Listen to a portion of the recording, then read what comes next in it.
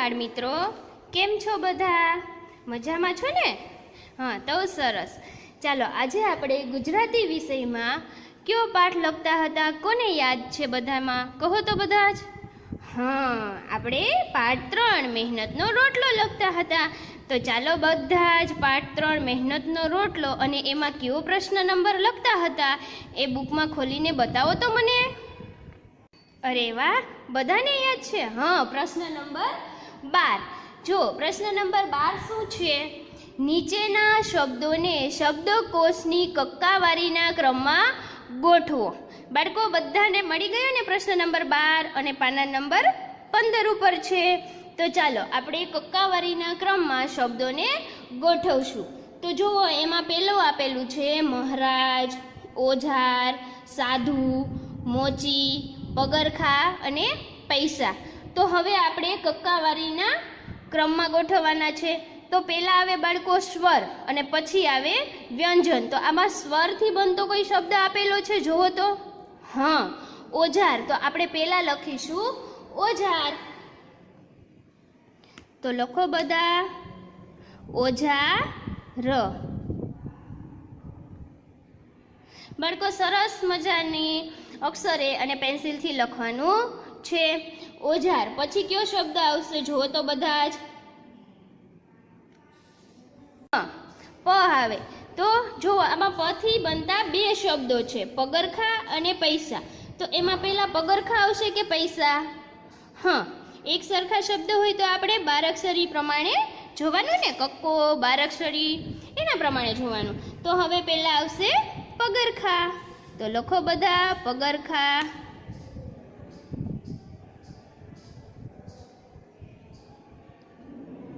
પછી આવશે પૈસા.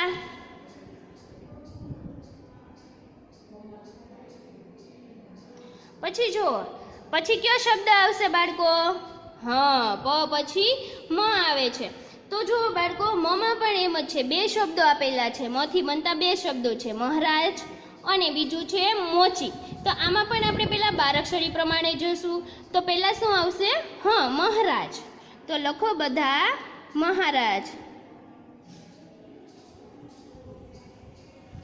અને પછી આવશે મોચી. અને હવે સૌથી છેલ્લે જુઓ બાળકો, એક જ શબ્દ બચેલો છે, સાધુ.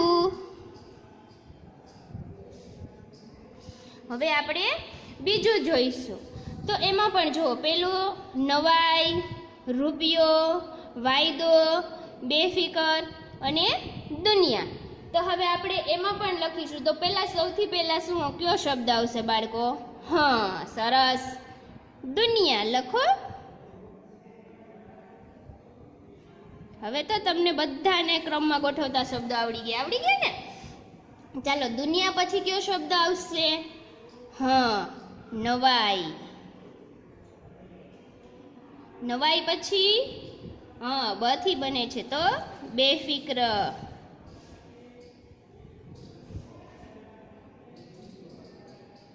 બેફિકર. પછી જુઓ, પછી કયો શબ્દ આવશે? રૂપિયો કે વાયદો? હા, રૂપિયો, કેમ કે એ ર છે તો ર પહેલા આવે. તો લખો રૂપિયો. અને પછી વાયદો. બાળકો, પ્રશ્ન 12 અહીંયા પૂર્ણ થઈ ગયો. હવે આપણે પ્રશ્ન નંબર 13 લખીશું. જો 13 શું છે? નીચેના શબ્દ સમૂહો માટે એક શબ્દ આપો. તો આપણે અહીંયા એક શબ્દ લખવાનો છે. એમાં પહેલું છે પગનું રક્ષણ કરનાર. એટલે શું થશે? હા, પગરખા. લખો બધા જ પગરખા.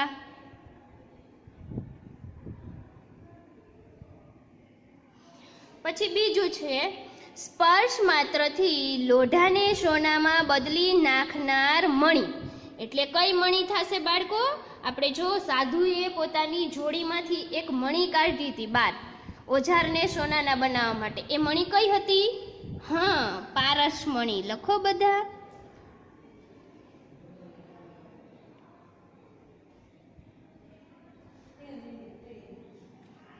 ચાલો, હવે ત્રીજું, ઘરે ઘરે ફરીને ભિક્ષા માંગવી. એટલે હા, માધુ કરી.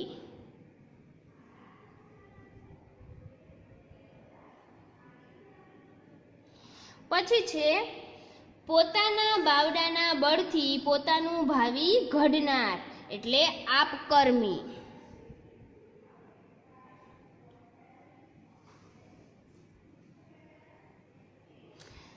હવે બાળકો જુઓ પ્રશ્ન નંબર 14. શું આપેલું છે પ્રશ્ન? યોગ્ય વિરામ ચિહ્નો મૂકી નીચેના વાક્યો ફરી લખો. તો બાળકો અહીંયા આપણે આ 14મા પ્રશ્નની અંદર આપણે પ્રશ્ન છે ત્યાં આપણે યોગ્ય વિરામ ચિહ્ન એટલે કે પૂર્ણ વિરામ, અલ્પ વિરામ મૂકીને વાક્યો લખવાના છે. તો એમાં પહેલું શું વાક્ય આપેલું છે જોવો તો બધા જ બાળકો. પહેલું શું આપેલું છે? કાશી નગરીમાં એક મોચી રહેતો હતો. તો આમાં કે અલ્પ વિરામ, પૂર્ણ વિરામ કંઈ જ નથી. તો હવે આપણે એને મૂકીને વાક્ય લખવાનું છે. તો આપણે લખીશું કાશી નગરીમાં એક મોચી રહેતો હતો. પૂર્ણ વિરામ. વાક્ય પૂર્ણ થઈ ગયું તો ત્યાં આવશે પૂર્ણ વિરામ. પછી બીજું જુઓ, બેફિક્ર રહો મહારાજ વાયદો નહીં ચૂકું. તો ત્યાં પણ લખો બધા બેફિકર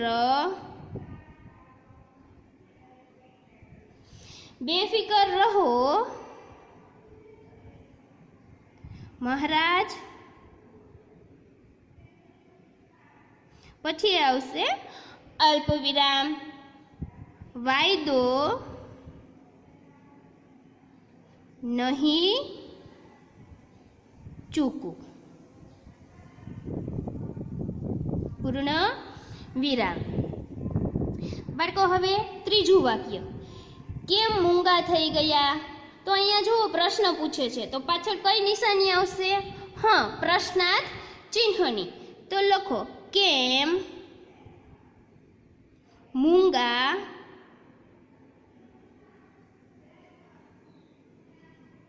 થઈ ગયા, પ્રશ્નાર્થ ચિહ્ન.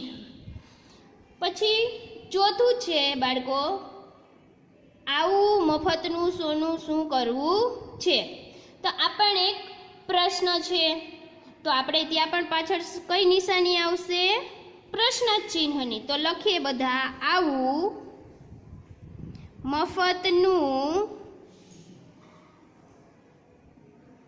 સોનું શું કરવું છે? જો આવું મફતનું સોનું શું કરવું છે? હવે પાંચમું છે, જોયું તો ઓજાર બધા સોનાના. તો હવે આ આશ્ચર્યથી કહે છે, પાછળ શું આવશે? ઉદ્ગાર ચિહ્ન. ચાલો આપણે લખીએ, જોયું તો ઓજાર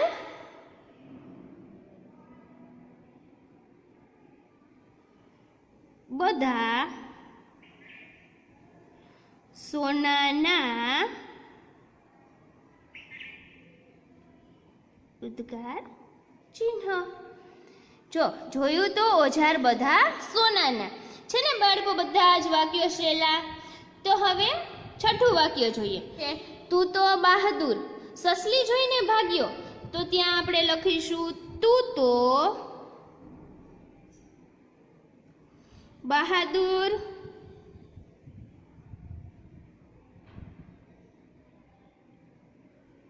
સસલી જોઈને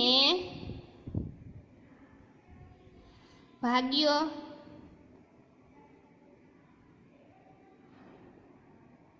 જો બાળકો છે ને બધા સહેલા વાક્યો. તો હવે આ વાક્યો છે એમાં બાળકો 6 વાક્ય લખ્યા ને સરસ મજાના. હવે 7, 8, 9, 10, 11, 12 અને 13 એ વાક્ય તમારે જાતે લખવાના છે. લખશો ને? હા સરસ, મને ખબર જ છે કે તમને આવડે જ છે કઈ રીતે લખવાના. હવે એટલા જે બાકી વાક્ય છે 5 એ તમારે સરસ મજાના અક્ષરે વ્યવસ્થિત અલ્પવિરામ, પૂર્ણવિરામ, પ્રશ્નાર્થ મૂકીને લખવાના છે. બાળકો હવે આપણે લખીશું પ્રશ્ન નંબર 16. 15મો પ્રશ્ન છે એ મહેનતનો મહિમા લખાવતો 10-15 વાક્યોનો નિબંધ છે. એ સરસ તમારે વાંચવાનો છે. અને 16મો પ્રશ્ન છે એ આપણે લખીશું. જો એમાં પ્રશ્ન શું આપેલો છે બાળકો કે જો નીચેના પ્રશ્નોના માગ્યા મુજબ ઉત્તર લખો. તો એમાં પહેલો ખાલી જગ્યા છે, બીજાઓએ 2 રૂપિયા દેખાડ્યા હતા પછી ખાલી જગ્યા હતા, એવું સાધુ કહે છે. તો આપણે છે ખાલી જગ્યા લખવાની છે. બાળકો સરસ નાના અક્ષરે લખજો કેમ કે ત્યાં લખવાનું થોડું જાજુ છે. તો ત્યાં લખો 1.5 રૂપિયા સુધી આવ્યા. જો ના સમાય તો નીચે વ્યવસ્થિત આવી રીતે લખી શકો છો. હવે બીજી ખાલી જગ્યા, સાધુ કહે જરૂર હો મારે પરમ દિવસે ખાલી જગ્યા ન થાય. તો આપણે ત્યાં શું આવશે જવાબ? હા, પરમ દિવસે શું થશે બાળકો કહો તો? માટે ઢીલ. પછી ત્રીજી ખાલી જગ્યા, મહારાજ તમને માણસ પારખતા આવડતું નથી, આખી દુનિયા ખાલી જગ્યા છો. શું આવશે ત્યાં કહો તો બાળકો?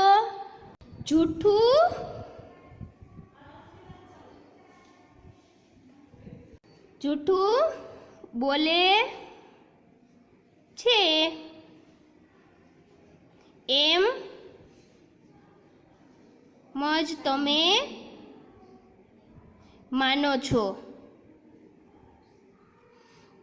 બાળકો હવે છે મહેનતનો રોટલો પાઠમાંથી જોડાક્ષર વાળા શબ્દો શોધો અને લખો. તો આપણે એ શબ્દો ગોતીને શું કરવાનું છે બાળકો? સારા અક્ષરે લખવાનું છે. તો ચાલો બધા જ શબ્દો ગોતીને લખવા માટે તૈયાર છો બાળકો? હા, તો ચાલો આપણે લખીશું. ચાલો આપણે પહેલું લખીશું વિશ્વાસ, પછી બીજું લખીશું ઈચ્છા, ત્રીજું લખો પૂછ્યું, ચોથું લખીશું ઈશ્વર, પાંચમું બોલ્યા, છઠ્ઠું શું લખીએ બોલો બાળકો? હા, સિક્કો. તો અહીંયા આપણે આ 6 શબ્દ પૂર્ણ કર્યા. હવે બાળકો આપણે જો નીચેના કોષ્ટકમાંથી દર્શાવ્યા પ્રમાણે રૂઢિપ્રયોગો શોધો. જે તે રૂઢિપ્રયોગોના અર્થ સામે તે રૂઢિપ્રયોગ લખો. તો પહેલાં આપણે જે બોક્સ આપેલું છે ત્યાં રૂઢિપ્રયોગ ઉપર સરસ લાઈન દોરીશું, એ પણ પેન્સિલ અને સ્કેલની મદદથી. ઓકે બાળકો, ચાલો તો આપણે ડ્રો કરવાનું ચાલુ કરીશું. બાળકો અહીંયા પેલું છે એ આપેલું છે કે પગ ઉપાડવો, ઝડપથી ચાલવું, અને પગ ઉપાડવો ઉપર લાઈન દોરેલી છે. તો હવે આપણે છે દુઃખી થવું. તો એનો આપણે શું કરવાનો છે?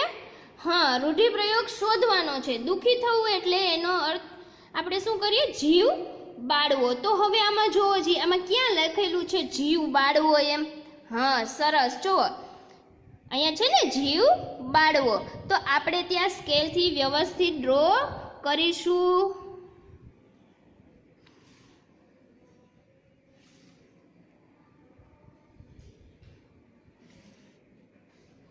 અને દુઃખી થવું સામે લખીશું કે જીવ બાળવો.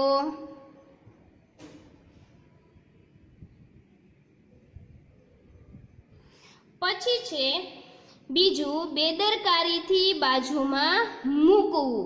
એટલે શું થશે બાળકો? હા, ખૂણામાં નાખવું.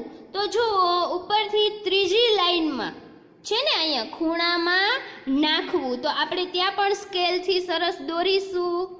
ખૂણામાં નાખવું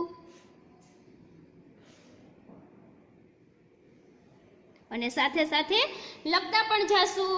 તો ચાલો લખીએ બધા.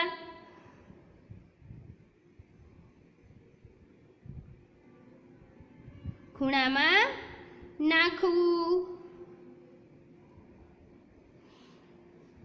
ચાલો બાળકો, પછી શું આપેલું છે ત્રીજું? જાત મહેનતથી. શું થશે બોલો તો રૂઢિપ્રયોગ એનો? હા, બાવડાના બળથી. જો બાળકો આપણે જીવ બાળવો લખ્યો એની નીચે જ આપેલું છે બાવડાના બળથી, તો ત્યાં પણ બધા લાઈન ડ્રો કરો. સ્કેલથી જ દોરવાની છે બાળકો. હા, ચાલો હવે લખીશું ને, બાવડાના બળથી.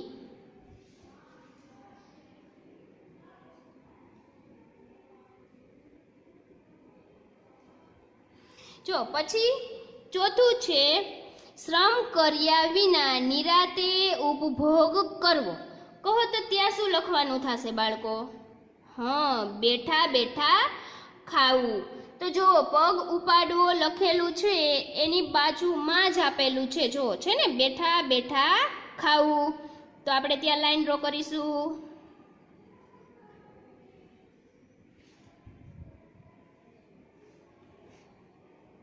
અને હવે લખીશું કે બેઠા બેઠા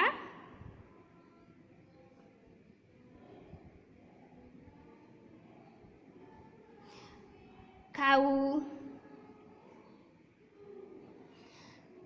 સરસ લખાઈ ગયું બાળકો બધાને? Very good. હવે પાંચમું અને છેલ્લું છે જીવન નિર્વાહ કરવો. તો એના માટે કયો શબ્દ આવશે બાળકો? હા, પેટનો ખાડો પૂરવો. તો એ વાક્ય છે ક્યાં લખેલું છે? બોક્સમાં જોવો તો બધા જ. હા, સૌથી ઉપર પેટનો ખાડો પૂરવો. તો આપણે ત્યાં સરસ લાઈન ડ્રો કરીશું ને. ચાલો કરો બધા જ. પેટનો ખાડો પૂરવો. તો આપણે ત્યાં લખીશું કે પેટનો ખાડો પૂરવો. હવે બાળકો અહીંયા આપણે રૂઢિપ્રયોગો પૂર્ણ થયા. હવે એના પછીનો આપણે પ્રશ્ન જોઈશું. બાળકો, આ પ્રશ્ન શું છે? પૂર્ણ વિરામ, અલ્પ વિરામ, પ્રશ્નાર્થ ચિહ્ન, ઉદ્ગાર ચિહ્નનો ઉપયોગ કરી એક એક નવો વાક્ય બનાવો. તો આપણે અહીંયા એક એક વાક્ય લખવાના છે અને એ પણ સારા અક્ષરે. તો ચાલો આપણે પહેલા લખીશું પૂર્ણ વિરામ વાળું વાક્ય. તો એક કરીને લખીશું ત્યાં આપણે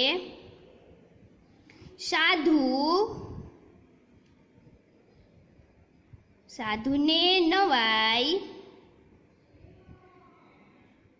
લાગી. હવે બીજું આપણે વાક્ય લખીશું. તો બીજું વાક્ય છે એ આપણે કયું બનાવીશું કહો તો? હા, અલ્પ વિરામનો ઉપયોગ કરીને. તો ત્યાં લખીએ મહારાજ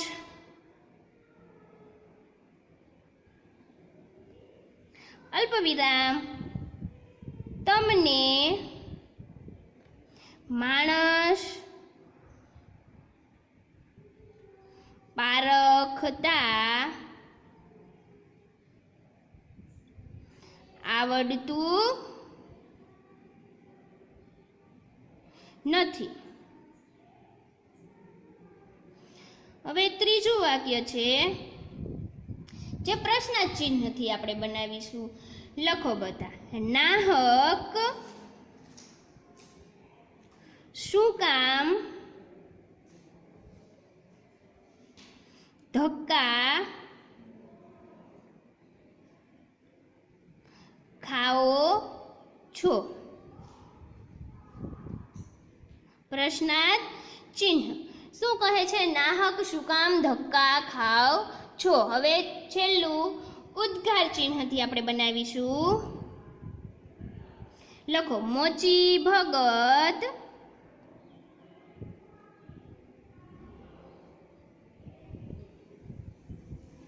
અલ્પવિરામ સાચી વાત છે.